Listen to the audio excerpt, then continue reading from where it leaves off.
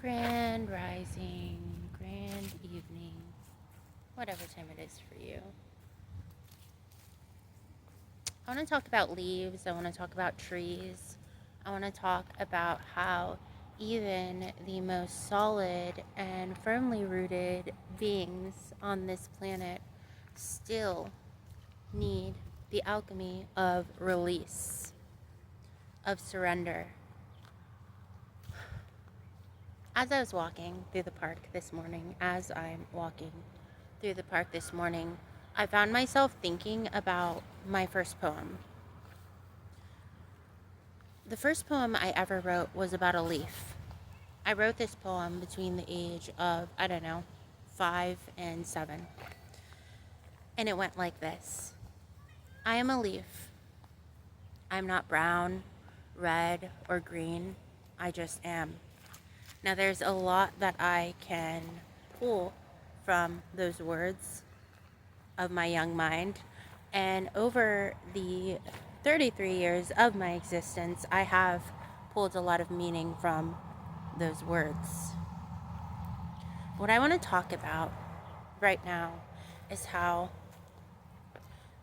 surrender and release is part of the alchemical process.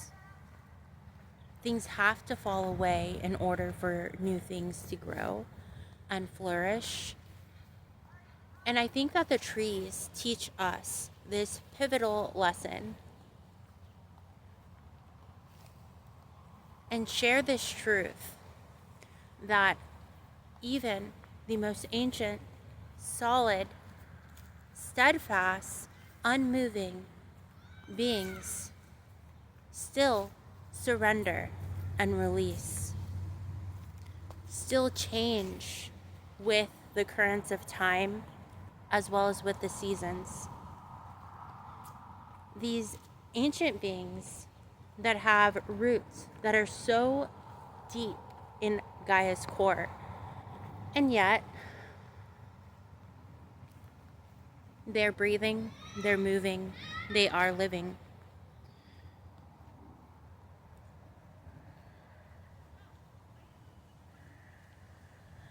I've been having a lot of bird and leaf imagery lately, flying. And when I was younger, I used to take leaves and feathers so that I could observe the similarities between the two. I've always found birds, feathers, and leaves so intriguing. But if you look at a leaf, it has veins, it has life force, and yet these leaves eventually shrivel up, change in color, and fly onto the ground. Some trees have seeds that take flight. I've seen them many times. The message that I'm getting today from our ancient friends is when it comes to release, when it comes to surrender, it's important that we recognize the things that we surrender, let go of, and release are not losses.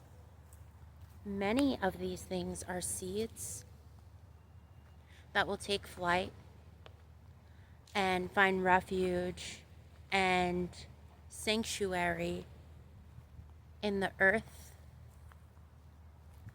to grow, flourish, and birth something new. And some of the things that we release and surrender,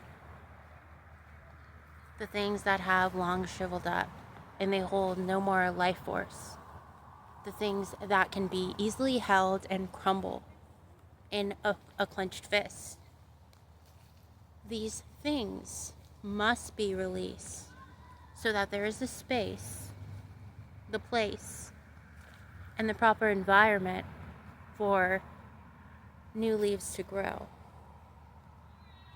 And sometimes, depending on the season, depending on the environment and the changes that commence. The entire canopy will be surrendered and released.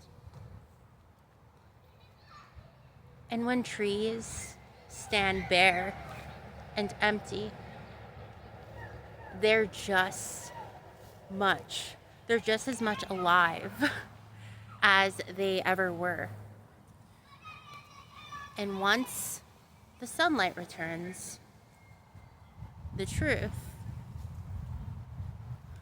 once there is light to reach for, an entirely new canopy of beautiful leaves will grow in the same very barren spaces and places where old leaves, dead leaves, were fully surrendered and released. So, if you feel guided to, and if you have the time,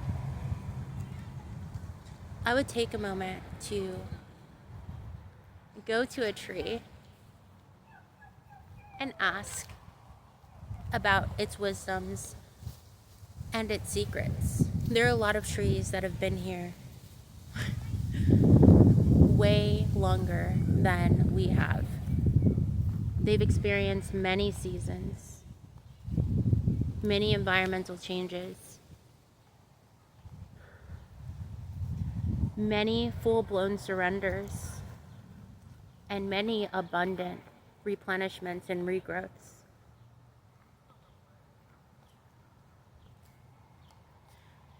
It is an intrinsic cycle.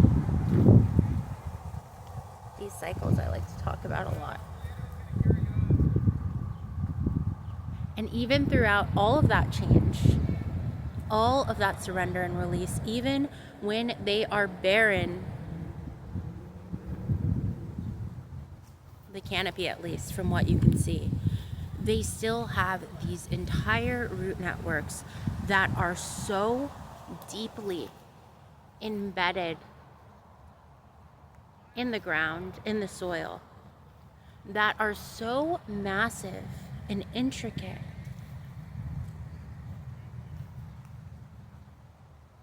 that we would never know the true strength or life force within a tree merely by staring at its canopy. Because the true power, the true potential, the true life force exists underneath the soil, in the spaces and places that are unseen by our naked eyes, in the subconscious. And if we were to burrow in the ground, in the soil, and follow these intricate, vast root networks and see how they take in I'm having trouble speaking today. And see how they pull in nutrients, information from the environment around them, from the other trees around them, from the soil itself.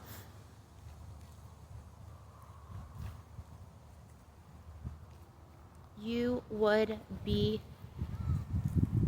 completely and utterly surprised to find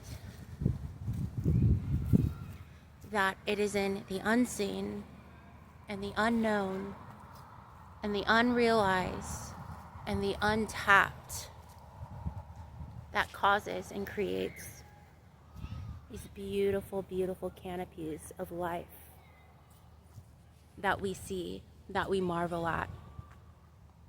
The beauty that we see and that we can observe, it does start in the unseen first. So as you navigate your journey, remember that. It's easy to get distracted and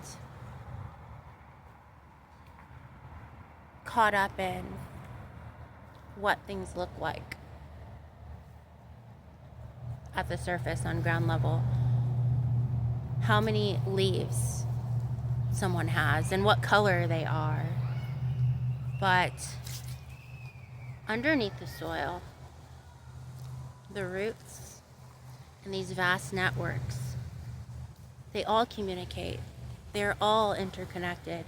The soil itself is living, breathing, flowing liquid blood that connects all of these trees and plants that sit within it.